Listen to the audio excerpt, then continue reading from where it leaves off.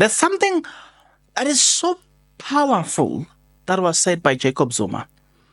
You know, a lot of people will never understand this, but I think it is my responsibility to make you understand this. Jacob Zuma speaks about two things, but there's one that we're going to spend most of our time today talking about. It is the issue of crime in South Africa. Jacob Zuma break it nice, and he says, in South Africa, a thief break into your house and wait for you and tell you, give me money and cell phone. While in other countries, a thief will break into your house in your absentia, steal and leave. For the fact that he's saying, I asked even the opposition parties to say, guys, there is a problem here. We need to deal with this issue. He says that I asked them that, guys, we need to deal with this. And they also agree that there's a problem in South Africa. Today, I want to show you something that a lot of people probably they are not aware of. Are you aware? I once asked people that, are you aware that in South Africa, you may have a legal gun, one that you obtain legally. You've got a license, you've got a gun legally. Are you aware that in South Africa, you have no right to kill or to shoot a person who is stealing your car? I know. Here is an extreme example into this one. You see, 5 meters away from you, there's a person stealing your car. You have no right to shoot that person. Did you know that? When Jacob Zuma speaks about this, he was like, no, let's change this thing. Let's fix this. Because it can't be that these people are so confident to steal that they will wait for the owner of the house, knowing exactly that they've got so much rights. The chances of them getting killed are very slim, right? I'm going to break it down and allow you to listen to Jacob Zuma. But before then, take a look at this.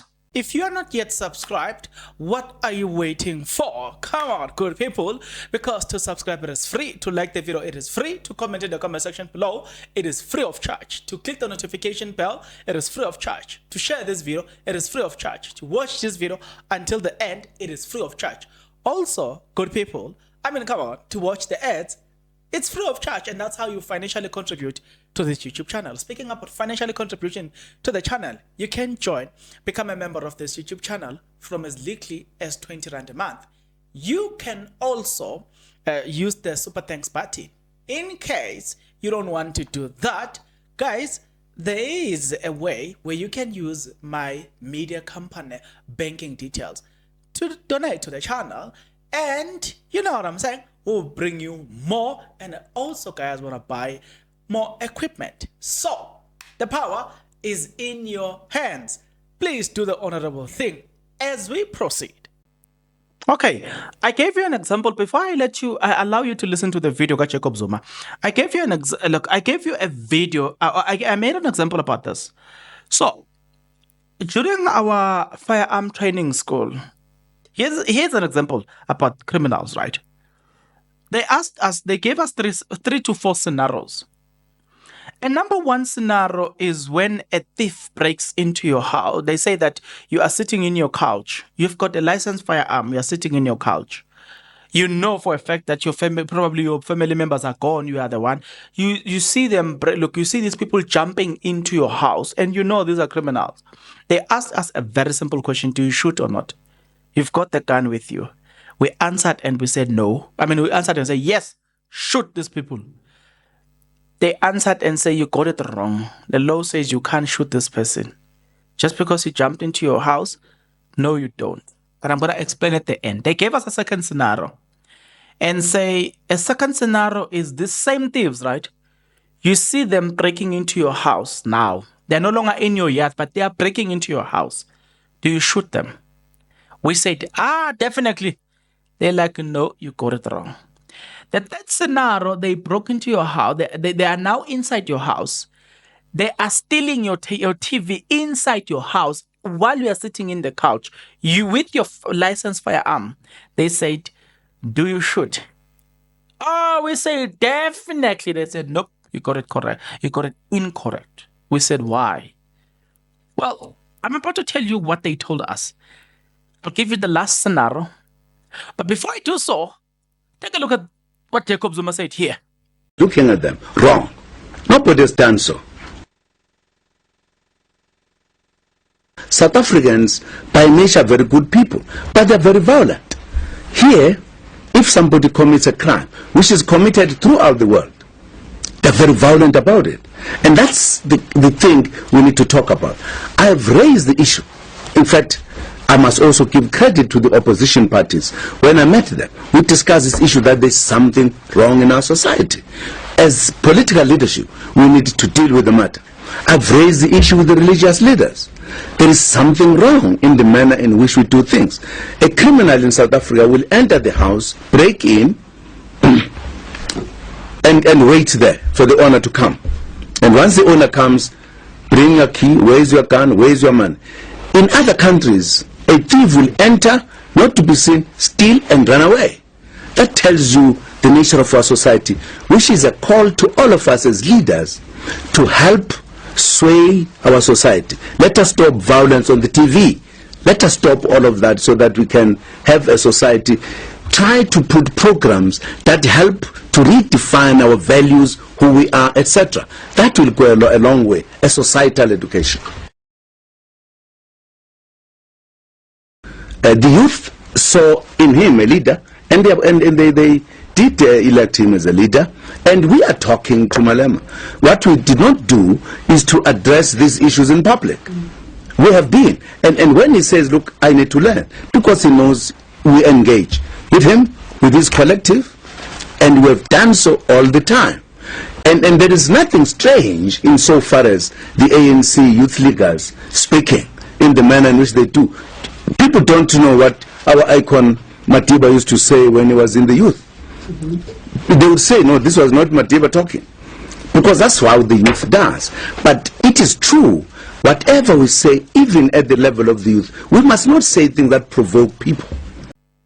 In the last scenario, you would have noticed that, that scenario, in fact, you would have noticed that I said to you, these people are inside your house, stealing your television, right? And let me add a certain spice. They even instruct you to go into your bedroom.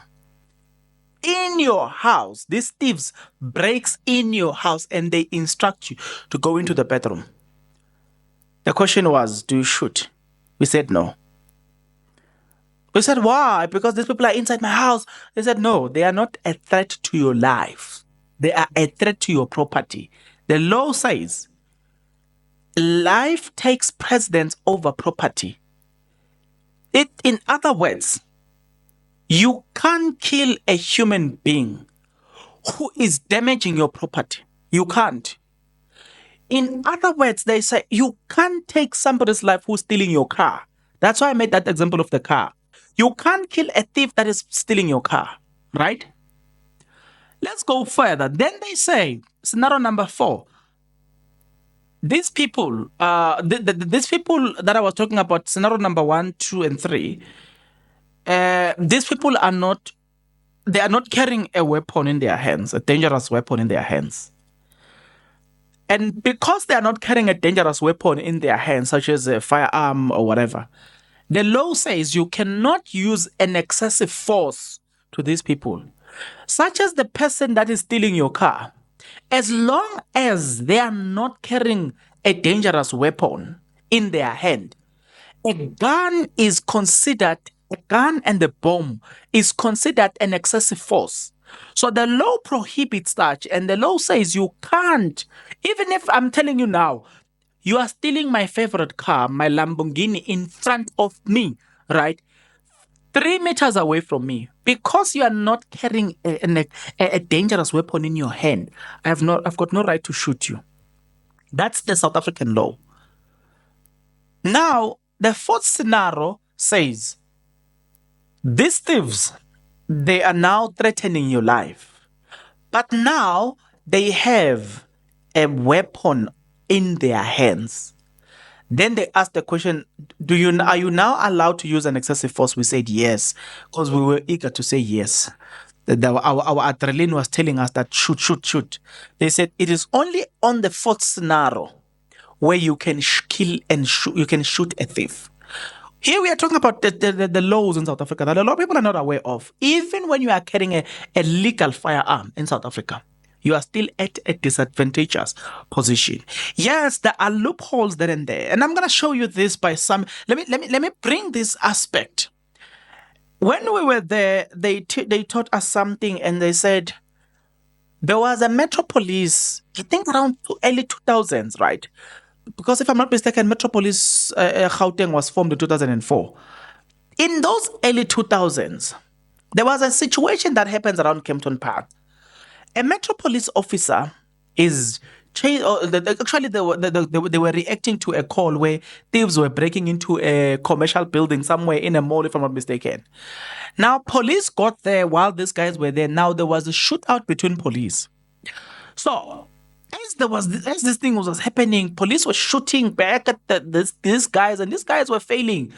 They eventually decided to run away. As they were running away, they are shooting back at the police, and police are not giving up. Police are closing up on them. This specific thief is chased by a certain police, and the police is getting closer to this guy. This thief shoot back at the police, and then missed the police, and the police is getting closer. He realizes that, you know what, I'm not winning this. He drops the gun down. He ran. Unfortunately, from where he drops the gun, it's about 3 to 4 meters away. He fell down. The police gets there and then finishes off this guy. Blah, blah, blah. Unfortunately, there was a camera that was observing the situation. I don't know who got hold of that situation, or people were just reacting to say, donkey, a thief died, and people were just happy about that. Unfortunately, it fell into the wrong hands, or wrong people saw that. That police was arrested and sentenced for killing that person. You know what the judge said? The judgment said, when that thief dropped the gun and walked a distance, he was no longer a threat to your life. You have no reason whatsoever to kill that person. The police was driven by the first adrenaline, or he was still in the emotions of what happened previously. But because that thief had dropped the gun, the law says he had no reason whatsoever to use an excessive force. Remember, I said a gun and a bomb is all considered an excessive force. So the law says you had no right to use an excessive force. Things like that, they speak volume as far as criminals are concerned. Criminals that understand also such things, right? They understand that, I'm not going to name this person. There's a person that got arrested, and we all know this person, but I'm not going to name this person. The intentions of police was to kill this individual. But this individual was very brilliant. You know what he did? He ran into the garage where there are cameras. Police couldn't kill him. They only had to arrest him. Here's the point. The point is, what gives thieves this courage to enter our house and wait for us? And yet you've got Begitele that still says he wants us to hand over our legal guns. He can't even collect the illegal guns, but he wants us to hand over our legal guns. Yet you call police now, they will react tomorrow. And we all know that. You can tell police that, hey, there's a hostage situation here. Police will come once that situation has subsided. A friend of mine is going to work around Pretoria at around 2 a.m. There are people that are bombing at 8 a.m. somewhere in Sosville. He found, we're hearing the gunshot and everything. People are busy bombing the ATM there. Police went to the opposite direction, where they looked at this thing from a distance, and they stand there and they were waiting for these people to finish first. Once those guys ran away, then the police opened the siren and then started running to the crime scene. Under such circumstances, you still have Begitele suggesting that he needs all the legal firearm. Because we don't have we don't have type of police that are so proactive and reactive to such an extent that you say there's a hostage situation, you know for a fact and you are guaranteed that will be there. We don't have such policing in this country. There is this thing that is currently happening. These people will get into your house, hold the entire family into hostage, get into your phones, ask you to open your phones. They will drain your savings because they know now most your app has got access to everything. They will open all your savings and clean you, and you will send that money into their account, and they will clear that money, and then they will let loose of the family. There's this type of a trend that is happening in this country. It speaks volume of how bold these people are, such that they know they will attack you in your very place. So when I heard Jacob Zuma is mentioning this, and he speaks very passionately about this, I said to myself, it can only be the truth, because it is something that even as of now, it is affecting us. There are a lot of crimes these days. You see a minibus taxi, and you sign in and it stops for you. You get in, there are a few people there. Guess what will happen to you? In no time, these people will tell you, open your phone, point you with a firearm in what you presume it as a minibus taxi. These people will point you with a firearm. They will tell you to open your phone. They will clean your bank account. We have seen things like that. It is easier these days for people to just easily resort to crime. Why is it easier for people to commit crime in this country? Why? It is easier to decide that you're going to take somebody's life in this country, and you get paid 7,000 rand for taking somebody's life. There's a strong and a serious business that is happening around taking people's lives. Other people are doing a serious competition about being the best hitman in this country.